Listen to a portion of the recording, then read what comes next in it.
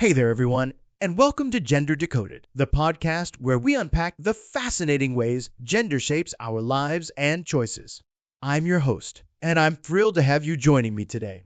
We're diving into some incredible insights about how men and women pick their favorite outdoor activities, and trust me, there's a lot to unpack. So grab a cup of coffee, get comfy, and let's get started on this journey together. Stick around, because we've got a packed episode ahead.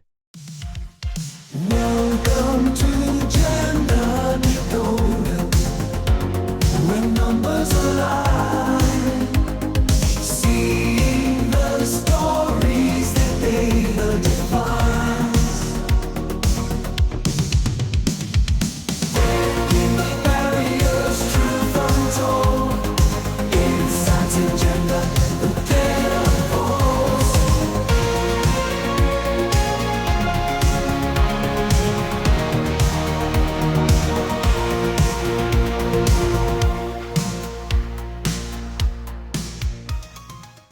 All right, folks. Today on Gender Decoded, we're tackling something that gets us all outside well, most of us anyway, and that's our favorite outdoorsy activities. We're going to explore how gender plays a role in whether you're splashing in a pool, hiking a trail, or maybe even hunting in the woods. This episode is inspired by some fresh data that's just been released, and it's going to give us a peek into what Americans love to do when they step into nature. We'll start with a little background on why these activities matter, then dive into the nitty-gritty of the survey data, how it was collected, what it shows, and the patterns that pop out. I'll share some mind-blowing facts that might just surprise you, and we'll wrap up with what it all means and how it reflects our lives today. This is all based on a survey that ran for nearly 5 years, so we're talking about a solid snapshot of 2025's outdoor vibes. Whether you're an outdoor enthusiast or just curious about human behavior, there's something here for you. Let's get into it. Now, let's set the stage a bit.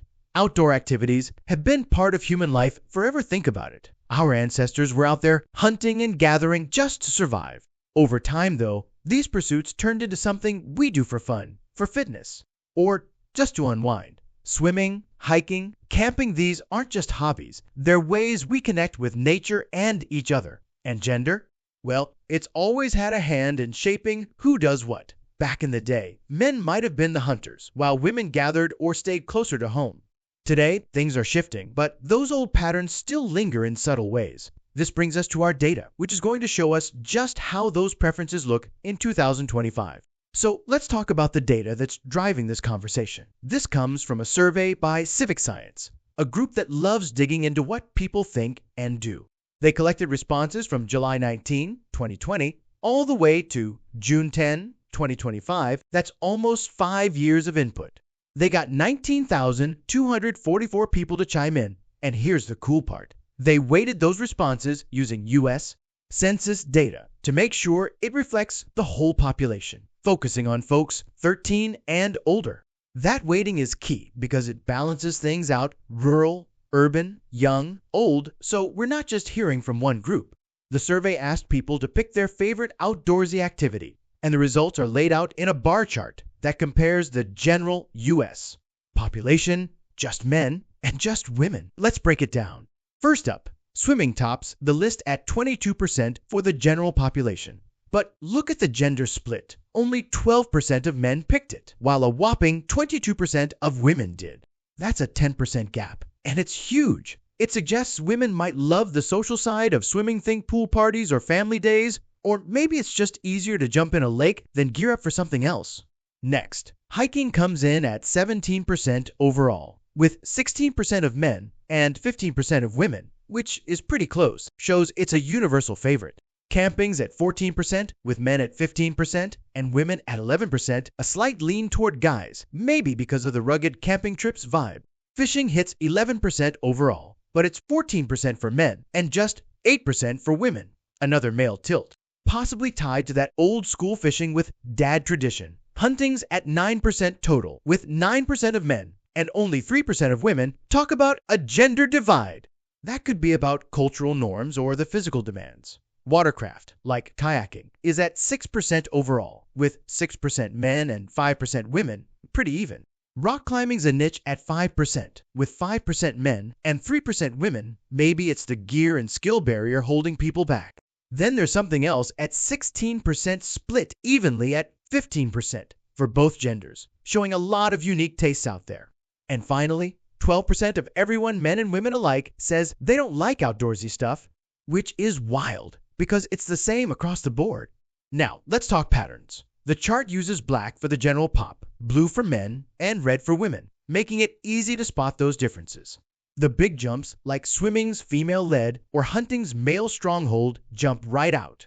And those mind-blowing facts? First, that 10% swimming gap is crazy. Imagine a pool full of women while the guys are off fishing.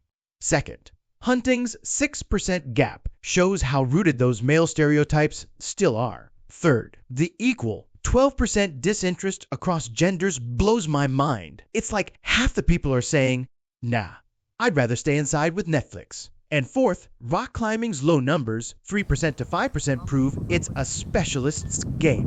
Why these patterns? It could be socialization, women swimming with friends, men hunting with family. Accessibility matters. To swimming needs a suit, hunting needs a rifle. Geography might play in rural folks might fish, urban ones hike. And media? Fishing shows target men. Hiking blogs appeal to all. It's a mix of culture, convenience, and what we see growing up. So, what does all this mean? Let's wrap it up. We started with how outdoor activities have evolved from survival to fun, and the CivicScience data gave us a clear picture of 2025's preferences. Swimming leads at 22%, with women driving that at 22% versus men's 12%, hinting at social or easy access appeal. Hiking and camping at 17% and 14% are close across genders, showing broad love for nature. But fishing and hunting, 11% and 9% lean male at 14% and 9% versus 8% and 3% for women, reflecting cultural roots. Watercraft and rock climbing stay niche, while 16% explore something else and 12% opt out entirely, evenly split by gender. Those patterns suggest socialization, accessibility, geography, and media shape our choices. The mind-blowing equal disinterest and swimming's female surge really stand out, proof our outdoor lives are as diverse as we are. This data is a snapshot of who we are in 2025, blending tradition with new trends. I hope you've enjoyed this deep dive on Gender Decoded. Thanks for listening as we decode what makes us tick. Until next time, take care and keep exploring, whether it's outside or in.